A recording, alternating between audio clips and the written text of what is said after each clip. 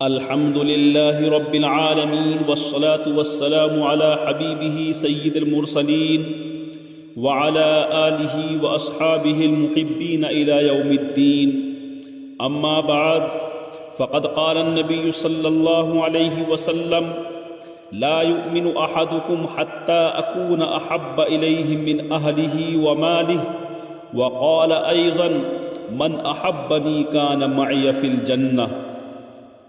محمد کی محبت دین حق کی شرط اول ہے، اسی میں ہو اگر خامی تو ایمان نامکمل ہے۔ محترم معزز سامعین کرام، آج کی اس مبارک محفل میں میری گفتگو کا عنوان محبت رسول ہے۔ محبوب دو جہاں صلی اللہ علیہ وسلم نے اپنی زبان مبارک سے ارشاد فرمایا ہے کہ تم میں سے کوئی انسان اس وقت تک کامل ایمان والا نہیں ہو سکتا ہے جب تک کہ میں اس کے نزدیک اس کے اہل و عیال سے زیادہ محبوب نہ ہو جاؤں۔ اور آپ صلی اللہ علیہ وسلم نے یہ بھی ارشاد فرمایا کہ جو شخص مجھ سے محبت کرے گا وہ میرے ساتھ جنت میں ہوگا۔ ایک مرتبہ حضرت عمر فاروق رضی اللہ عنہ نے آپ صلی اللہ علیہ وسلم سے فرمایا کہ آپ مجھے اپنی جان کے علاوہ ہر چیز سے زیادہ محبوب ہیں۔ آپ صلی اللہ علیہ وسلم نے فرمایا: تم میں سے کوئی انسان اس وقت تک کامل ایمان والا نہیں ہو سکتا ہے جب تک کہ میں اس کے نزدیک اس کی جان سے زیادہ محبوب نہ ہو جاؤں۔ یہ سن کر حضرت عمر فاروق رضی اللہ عنہ نے فرمایا کہ قسم ہے اس ذات کی جس نے آپ پر قرآن نازل کیا ہے، آپ مجھے میری جان سے زیادہ محبوب ہیں۔ آپ صلی اللہ علیہ وسلم نے فرمایا: اے عمر، اب تمہارا ایمان کامل اور مکمل ہے۔ اے مسلمانوں، دنیا کی ہر چیز کے مقابلے میں سرکار مدینہ صلی اللہ علیہ وسلم سے محبت کرنا کامل ایمان کی علامت اور نشانی ہے۔ اور کیوں نہ ہو، جب کہ رب کائنات نے ذات اقدس میں وہ تمام چیزیں کامل اور مکمل طریقے پر پیدا فرمائی جن کی وجہ سے انسان کسی سے محبت کرتا ہے۔ اگر کمالات کا باب کھول دیا جائے تو صاف پتہ چلتا ہے کہ ساتوں زمین اور ساتوں آسمانوں میں کوئی بھی آپ کے ہم پلہ نہیں ہے، بلکہ ہمارا دعویٰ اور عقیدہ ہے کہ حضرت آدم علیہ السلام سے لے کر حضرت عیسیٰ علیہ السلام تک تمام نبیوں اور رسولوں کو جو کمالات عطا کیے گئے، رب کائنات نے وہ تمام اوصاف کمالات اپنے حبیب پاک صلی اللہ علیہ وسلم میں جمع فرما دیے تھے۔ آپ نے جود و سخاوت کے دریا بہائے، آپ نے عرب کے ظالمانہ ماحول میں عدل و انصاف کی جھنڈے قائم کیے۔ چنانچہ فرمایا: اگر محمد کی بیٹی فاطمہ بھی چوری کرے گی تو اس کا بھی ہاتھ کاٹا جائے گا۔ آپ کی فصاحت و بلاغت کا عرب و عجم یعنی پوری دنیا جواب نہیں دے سکی۔ آپ کی حیا کا یہ عالم کہ پردہ نشیں کنواری لڑکی سے بھی زیادہ آپ کے اندر حیا تھی۔ آپ کی تواضع اس قدر کہ غلاموں اور خادموں کے ساتھ بیٹھ کر کھانا تناول فرماتے تھے۔ آپ کی خوش اخلاقی کی یہ حالت کہ حضرت انس رضی اللہ عنہ کو 10 سالہ دور خدمت میں کبھی بھی آپ نے اف تک نہیں کہا۔ آپ کی شجاعت و بہادری کا یہ عالم کہ جنگ حنین میں مسلمانوں کے پاؤں لڑکھڑانے کے باوجود تنہا دشمن کو للکارتے رہے۔ آپ کی سچائی کا یہ حال کہ ابو جہل جیسے دشمن نے آپ کی صداقت کا اعتراف کیا، اقرار کیا۔ آپ کے عفو و درگزر کا یہ بے مثال نمونہ کہ فتح مکہ کے موقع پر اپنے صحابہ کے خون کے پیاسوں کو معاف فرما دیا۔ اسلام کے غیور نوجوانوں، حسن و جمال کی بنا پر بھی انسان کسی سے محبت کرتا ہے۔ یوں تو خدا کا ہر نبی حسین و جمیل ہوتا ہے، مگر سرکار مدینہ صلی اللہ علیہ وسلم کا حسن و جمال ساری کائنات سے بڑھ کر ہے۔ حضرت حسان رضی اللہ تعالیٰ عنہ فرماتے ہیں کہ میری آنکھوں نے آپ سے زیادہ حسین و جمیل نہیں دیکھا، آپ سے زیادہ خوبصورت نہیں دیکھا۔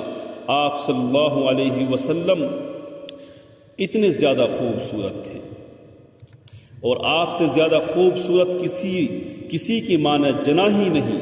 حضرت جبرائیل علیہ السلام فرماتے ہیں کہ میں کائنات کے کونے کونے تک پھرا ہوں، مشرق سے مغرب تک میں نے سفر کیا ہے، میں نے ان حسینوں کو بھی دیکھا ہے جن کے حسن و جمال کی پوجا کی جاتی ہے، لیکن اے آمنہ کے لال، تو بے مثال اور لاجواب حسن کا مالک ہے۔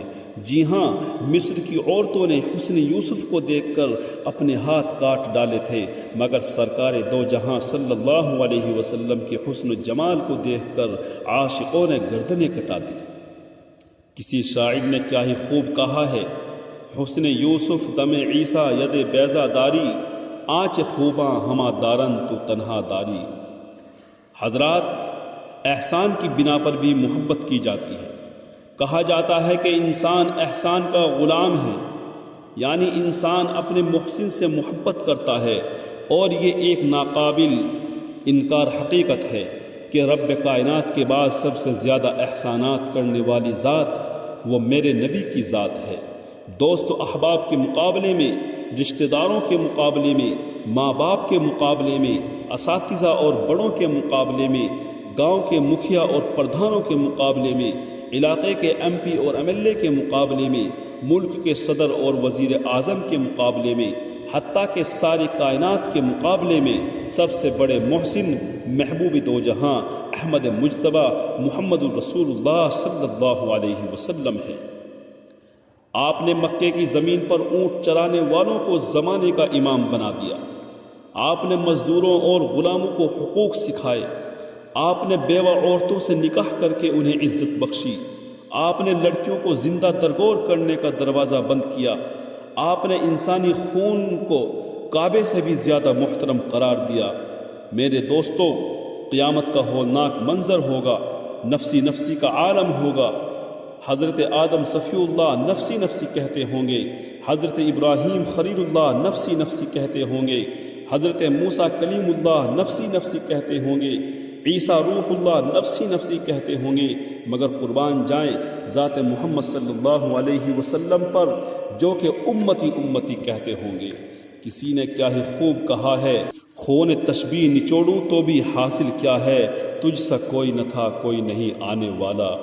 الغرض وہ تمام اوصاف و کمالات جن کی بنا پر انسان کسی سے محبت کرتا ہے، میرے آقا و مولا محمد صلی اللہ علیہ وسلم میں کامل اور مکمل طریقے پر موجود تھے۔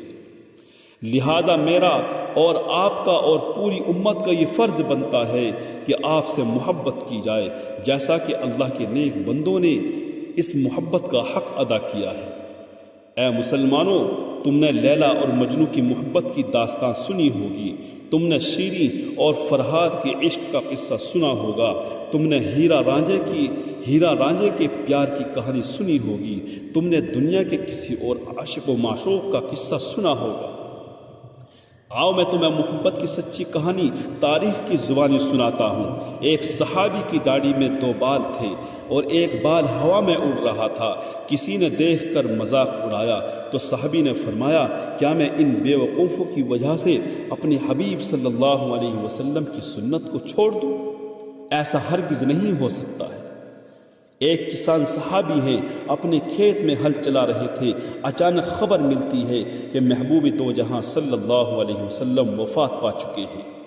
کسان صحابی ہل چلانا بند کر دیتے ہیں، دعا کے لیے ہاتھ اٹھاتے ہیں اور یہ کہتے ہیں کہ اے اللہ، میرے ان کانوں کو بہرا کر دے جن سے اپنے محبوب صلی اللہ علیہ وسلم کی باتیں سنا کرتا تھا۔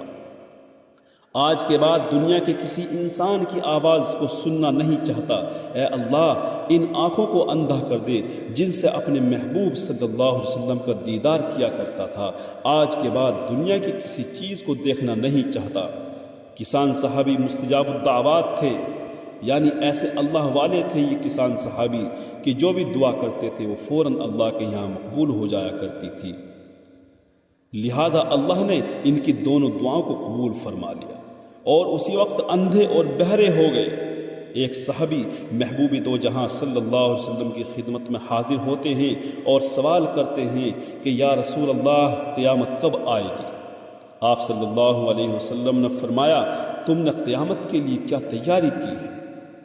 جواب دیتے ہیں کہ اے اللہ کے نبی صلی اللہ علیہ وسلم، میں نے اس کے لیے بہت زیادہ تیاری تو نہیں کی ہے، نہ میرے پاس نمازیں ہیں، نہ روزے ہیں، اور نہ صدقہ خیرات زیادہ ہے، لیکن مجھے اللہ اور اس کے رسول سے محبت ہے۔ یہ سن کر محبوب خدا صلی اللہ علیہ وسلم نے فرمایا، تم کل قیامت میں اسی کے ساتھ رہو گے جس سے تم محبت کرتے ہو۔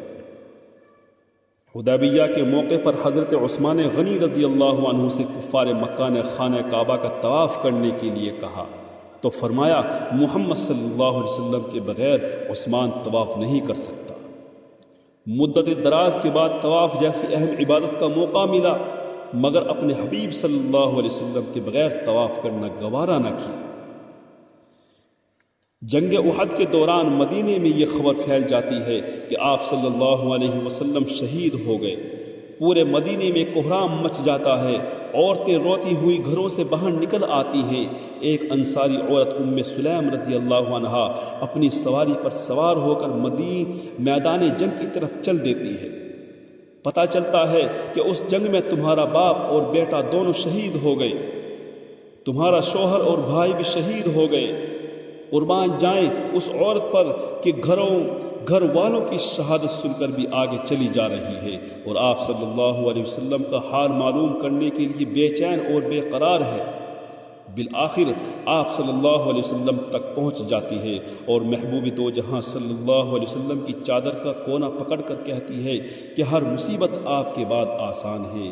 اسی کی ترجمانی کرتے ہوئے کسی شاعر نے کہا ہے، میں بھی اور باپ بھی، شوہر بھی، برادر بھی فدا، اے شہیدی تیرے ہوتے ہوئے کیا چیز ہیں ہم۔ اسلام کے غیور نوجوانوں، تاریخ کے صفحات پر ایک نہیں سینکڑوں ہزاروں واقعات ایسے ملیں گے جن سے سچی پکی محبت کا ثبوت ملتا ہے۔ دعا کیجیے اللہ پاک ہم سب کو اور پوری امت کو ایسی محبت نصیب فرمائے۔ آقا دو جہاں صلی اللہ علیہ وسلم کے پاس یعفور نام کا ایک گدھا تھا۔ اپنے محبوب صلی اللہ علیہ وسلم کی موت کا صدمہ برداشت نہ کر سکا اور روتے روتے ایک کنویں میں گر کر مر گیا۔ مسجد نبوی میں ممبر کی تعمیر سے پہلے آپ صلی اللہ علیہ وسلم کھجور کے تنے سے ٹیک لگا کر خطبہ دیا کرتے تھے۔ جب ممبر تیار ہو گیا تو آپ صلی اللہ علیہ وسلم نے ٹیک لگانا بند کر دیا۔ یہ اپنے محبوب صلی اللہ علیہ وسلم کی اس جدائی کو برداشت نہ کر سکا اور بلک بلک کر رونے لگا۔ میرے آقا صلی اللہ علیہ وسلم نے اس بے جان لکڑی کو سینے سے لگایا تو اس نے رونا بند کر دیا۔ یہ عالم تھا انسان اور غیر جاندار چیزوں کا بھی اللہ کے نبی صلی اللہ علیہ وسلم سے محبت کرنے کا۔ میرے دوستو، سچی پکی محبت کا اندازہ دیکھیے۔ روضہ اقدس صلی اللہ علیہ وسلم پر سالوں سال حدیث کا درس دینے والے شیخ الاسلام حضرت مولانا سید حسین احمد مدنی رحمۃ اللہ علیہ جب ہندوستان تشریف لاتے ہیں تو اپنے ساتھ مدینہ طیبہ کے کھجوروں کی گٹھلیاں پیس کر لاتے ہیں اور ہر بیمار کو اسی کی پڑیا پیش کرتے ہیں۔ کسی نے عرض کیا کہ حضرت ہر بیمار کو یہی پڑیا عطا کرتے ہو، یہی پڑیا دیتے ہو، یہ کیا چیز ہے؟ تو حضرت نے فرمایا، یہ کوئی خاص نسخہ نہیں ہے، یہ کوئی خاص دوائی نہیں ہے، بلکہ مدینے کی گٹھلیاں ہیں۔ حسین احمد مدنی کا عقیدہ ہے کہ تمہارے ڈاکٹروں اور حکیموں کی دوا میں وہ اثر نہیں جو میرے محبوب صلی اللہ علیہ وسلم کے مدینے کی گٹھلیوں میں ہے۔ یہی حسین احمد مدنی ہیں جو رات کے اندھیروں میں سرکار دو جہاں صلی اللہ علیہ وسلم کے روضہ اقدس کی جگہ کو اپنی داڑھی مبارک سے صاف کر دیا کرتے تھے۔ سبحان اللہ، یہ ہے عشق رسول، یہ ہے عشق محبت۔ اللہ پاک ہمیں بھی وہ عشق اور محبت عطا فرما دے۔ حجت الاسلام حضرت مولانا قاسم نانوتوی رحمۃ اللہ علیہ حج کا سفر کر رہے ہیں۔ مدینے سے 7 میل پہلے ہی اپنی اونٹنی سے اتر جاتے ہیں، سر سے پگڑی اتار دیتے ہیں، پیروں سے جوتا اتار دیتے ہیں، درود پڑھتے ہوئے روتے ہوئے جا رہے ہیں۔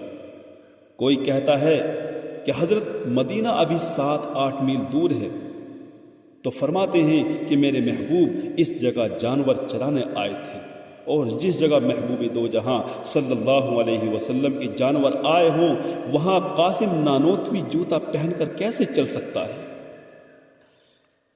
کئی مہینے تک مدینہ منورہ میں قیام فرماتے رہے، مگر نہ تو مدینے کی سرزمین پر جوتا پہنتے ہیں اور نہ سواری پر سوار ہوتے ہیں اور نہ مدینہ پاک کی سرزمین پر تھوکتے ہیں۔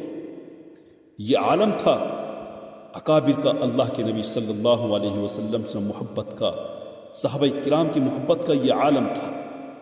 میرے دوستو، ہمارے تمام اکابر سرکار مدینہ صلی اللہ علیہ وسلم سے سچی محبت کرتے تھے۔ چاروں اماموں نے سچی محبت کا نمونہ پیش کیا ہے، تابعین اور تبع تابعین نے سچی محبت کا نمونہ پیش کیا ہے، صحابہ کرام نے سچی محبت کا نمونہ پیش کیا ہے۔ انسان تو انسان، درختوں نے، پتھروں نے اور جانوروں نے محبت کا نمونہ پیش کیا ہے۔ آؤ ہم سب مل کر اس بات کا عہد کریں اور پختہ عہد کریں کہ محمد صلی اللہ علیہ وسلم سے سچی اور پکی محبت کریں گے، حضور صلی اللہ علیہ وسلم کی تعلیمات پر عمل کریں گے، حضور پاک صلی اللہ علیہ وسلم کے بتلائے ہوئے طریقے کے مطابق اپنی زندگی گزاریں گے اور اپنے ایمان کو کامل اور مکمل کریں گے۔ اللہ ہم سب کو اور پوری امت مسلمہ کو سچی اور پکی محبت نصیب فرمائے۔ وآخر دعوانا ان الحمد للہ رب العالمین۔